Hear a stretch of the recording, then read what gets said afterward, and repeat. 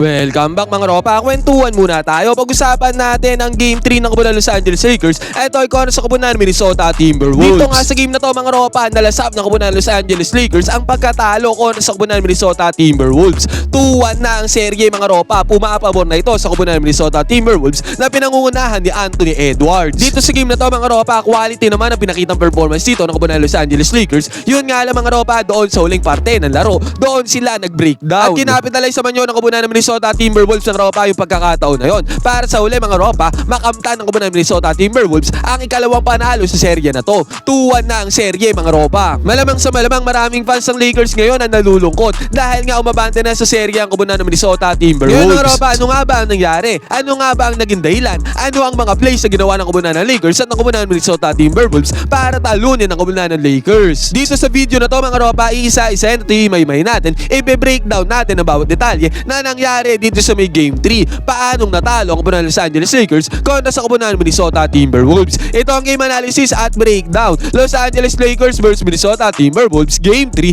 Simulan na natin to. Okay game. Ngayon mga ropa, dito muna tayo sa start ng game. Magsimula unang possession dito ng kabunan ng Lakers. Magandang ikot kaagad ng bola mga ropa at nag-end up to. Open si Rui Hachimura sa may right side court 3-pointer. Pasok yan para kay Rui Hachimura, basketist. At take note mga ropa, dito sa game na to, ang gandang performance nga ang pinakita ni LBJ. Ang dami niyang in-score dito lamang sa may first half. Tumataginting na 22 points agad ang ginawa ni LBJ dito pa lamang sa may first half. At ang unang puntos nga ni LeBron James ng ropa ay nakuha niya sa split action play na to. Take note ng ropa, noong game 2 ginamit din ni LBJ itong split action play na to. At dito nga sa pagkakataon na to, itong unang puntos niya ay nakuha na naman niya galing sa split action play. Isi 2 points para sa kanya, basket is good. At para naman sa kabunan ng Minnesota Timberwolves ng ropa, kung pinanood nyo ng buo tong game na to, ang napansin ko kasi dito mga ropa, nakakakuha ng puntos sa kabunan ng Minnesota Timberwolves sa kanilang one-on-one plays. At ang nangyari nga dito mga ropa, Mike Conley wala ng play to, one-on-one lang. Nakakuha siya ng 2 points dyan mga ropa. Agara naman ang kabawi dyan ng kabunan ng Lakers mga ropa sa fast break na to. Kitang-kita naman natin dito,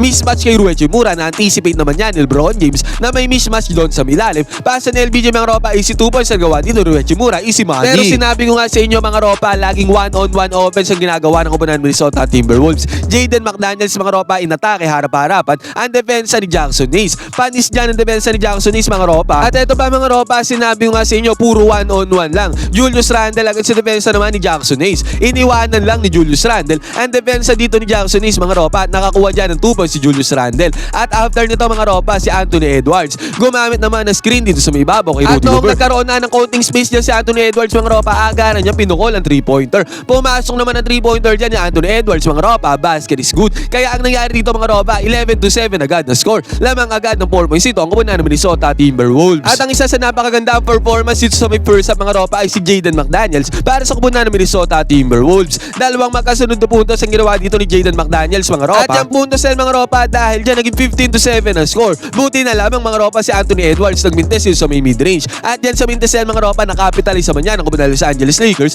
Fast break dito ni LBJ mga ropa. Sobrang aggressive nga ni LeBron James dito sa game na to. At the same time mga ropa, sobrang efficient din niya dito sa may court. Nakakuha ng fast break dyan si LBJ mga ropa, basket is good. Dahil dyan mga ropa, ang score dito 15-9 para naman sa kabunan ng Minnesota Timberwolves. Ang naging problema nila dito sa game na to ay ang kanilang field goals. Maraming mintes na tirada ang ginawa dito ng kabunan ng Minnesota Timberwolves. Dito nga mga ropa, mintes na tirada dito ni Anthony Edwards sa capitalize naman niya ni Luka Doncic. Nakapasok siya ng puntos dito sa may kabila. At another one mga ropa, mintes na naman ang tirada dito ng kabunan ng Minnesota Timberwolves. At again mga ropa, para sa kabunan ng Lakers, kinakapitalize sila yung pagkakataon niya. Yung mga mintes na tirada ng kabunan ng Minnesota Timberwolves, nakakuha ng 3-pointer dito si Austin Reeves. At take note mga ropa, dito sa may first half, tumataginting na 9 out of 21 ang kabunan ng Lakers sa may 3-point area, samantalang ang kabunan ng Minnesota Timberwolves ay tumataginting na 4 out of 17 lamang. Lumabang ang kabunan ng Lakers sa kanilang 3-point shooting dito sa may first half. At dahil dyan sa swing ng puntos ay ng kabunan ng Lakers mga ropa, ang score dito 15-14. Agarang nakahabol dyan sa puntos ang kabunan ng Los Angeles Lakers. After nito mga ropa ay nakakuha naman ng steal dito si Luka Doncic. At sa steal na mga ropa, nabigyan niya ng bola si Dorian Finney-Smith doon sa may lalim. Yun nga lang mga ropa, nilamon ni Rudy Gobert sa depensa si Dorian Finney-Smith sa pagkakataon na yan. At hindi pa sila mga ropa, nag-outcome yan para sa kabunan ng Minnesota Timberwolves na mag-fast break. Anthony Edwards mga ropa, slam dunk, basket is good. At ang nangyari pa dito mga ropa, parang nanggigil dito ang kabunan ng Lakers, lalo na si Austin Reeves. Inatake niya agad dito ang depensa ng kabunan ng Minnesota Timberwolves mga ropa. Pero again, Rudy Gobert, good defense na naman ang laro dito agad sa kabunan ng Los Angeles Lakers. Buti na lamang mga ropa si LeBron James na nanatiling kalmado. Tumirada si LeBron James dito ng mid-range jumper mga ropa. Sinabi ko nga sa inyo, sobrang efficient ni LeBron James dito sa may first half ng laro na to. 22 points na tumataginting nga kanyang tinala dito sa may first half. Yun nga alam mga ropa, si Jaden McDaniels nga ang naging tinig para sa kubunan ng Los Angeles Lakers. Grabe ang opensa ni Jaden McDaniels mga ropa, lalo na pag lumipad na to sa may ere. Nakakakuha ito ng 2 points mga ropa, dalawang magkasunod na 2 points na. Ang ganyang ginawa ni Jaden McDaniels. At pagkatapos ba nito mga ropa, si Donte DiVincenzo. Ang layong 3-pointer na to mga ropa. At may defensa din sa kanya dyan mga ropa. Pero still pumasok ang 3-pointer na to ni Donte DiVincenzo. Basket is good. Kaya sa magkakataon na to mga ropa,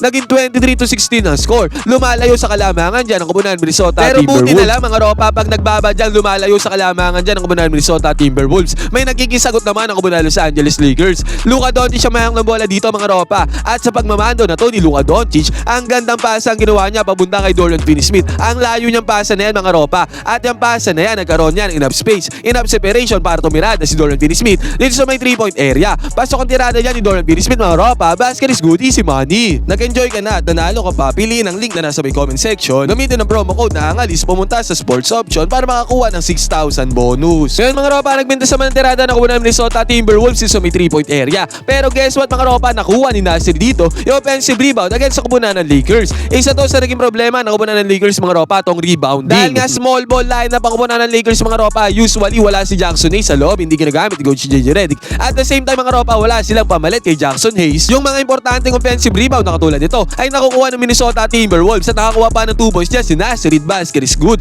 At heto pa mga ropa, si Julius Randle nakapwesto doon sa may ilalim. Eto na nga mga ropa, isa pa to sa importansya ng sentro para sa kubunan ng Lakers. Walang paint protection doon sa may ilalim mga ropa, kaya sa game na to, ang lala nito mga ropa, 56 total points in paint ang ginawa ng kubunan ng Minnesota Timberwolves sa game na to. Talagang kumayod sila doon sa may ilalim sa may paint. Kasi nga mga ropa, walang sentro, walang depensa ang kubunan ng Lakers doon sa may ilalim. Compared natin yan sa 26 total points lamang ng kubunan ng Lakers doon sa may ilalim. Kasi nga si Rudy Gobert mga ropa ay nandoon sa ilalim ng kubunan ng Minnesota Timberwolves. May depensa sila doon sa may ilalim. Kung kahit anong nangyari dito mga ropa, umabante sa 8 puntos ang kalamangan dito ng kubunan ng Minnesota Timberwolves, 27-19 ang score. Pero sinabi ko nga sa inyo mga ropa, pag akmang lumalayo sa puntos ang kubunan ng Minnesota Timberwolves, umahabol dyan ang kubunan ng Los Angeles Lakers. Sa senaryo na to mga ropa, Austin Reeves nakapukol ng 3-pointer dito, pumasok. Ito naman na naging equalizer dito ng kubunan ng Lakers sa game na to, yung kanilang 3-point shooting, yung outside shooting nila ay pumapasok dito sa game na to.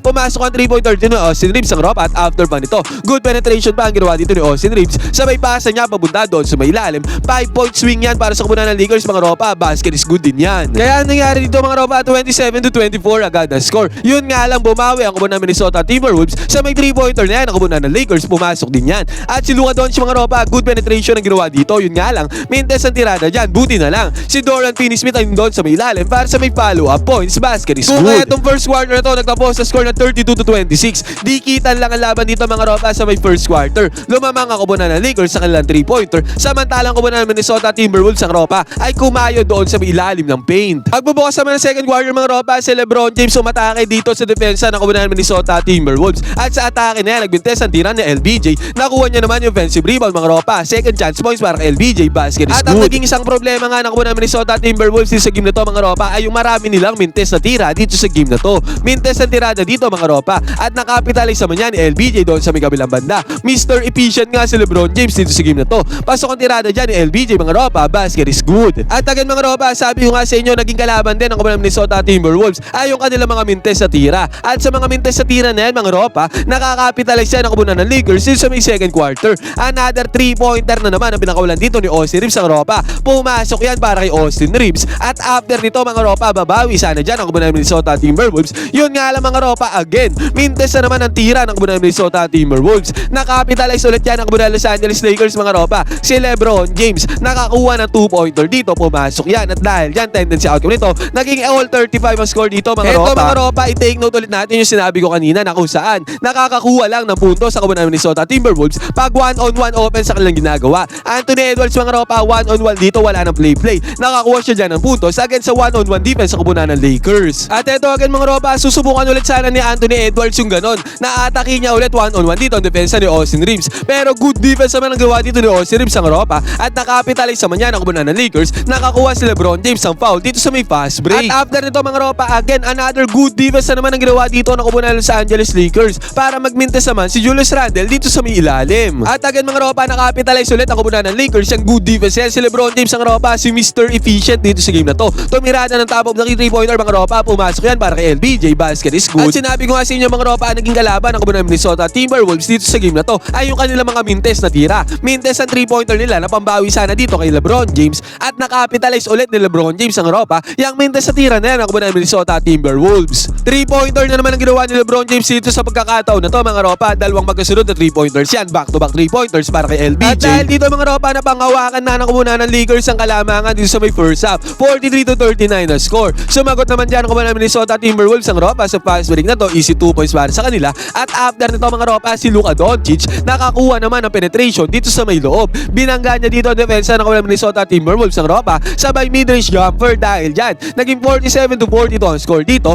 Lamang ang kumunan ng Lakers. At agad mga ropa, fast break 1-on-1 lang ulit. Julius Randle ang mayroong ng bola dito para sa kumunan ng Minnesota Timberwolves. Sabi ko nga sa inyo mga ropa, yung mga 1-on-1 defense na yan. Kinakapitalize din niya ng kumunan ng Minnesota Timberwolves. Nakakuha ng 2 points dito si Julius Randle mga ropa. May kasama pa yung foul, basket is good. Bumawi naman ang kumunan ng Los Angeles Lakers dito mga ropa, si Austin Reeves. Nakakuha ng good penetration dito pero nagbintis ang tira na yan. Pero si LeBron James ang ropa nandun sa may ilalim para sa may second chance points. Pero bago matapos ang first half na to mga ropa, si Anthony Edwards nakapasok ng 3-pointer dito. Basket is good yan para kay Anthony Edwards. Nagpalitan sila ng bomba dito ni Austin Reeves ang ropa. Pumasok din ang bomba dito ni Austin Reeves sa may long range. Pasok din yan. Basket is good. At bago tuluyan matapos ng second quarter mga ropa, si Luka Doncic nakakuha pa ng napakahirap na tira dito sa may 3-point area. Pumasok din ang 3-pointer dyan ni Luka Doncic mga ropa. Basket is good. Kaya eventually mga ropa, itong first half dito sa game na to natapos sa score ng 58-54. Lumamang pa rin dyan ang kupunan ng Lakers ng 4 na puntos. Ang nangyari dito mga ropa, naging dikitan ng laban. Efficient ang kupunan ng Los Angeles Lakers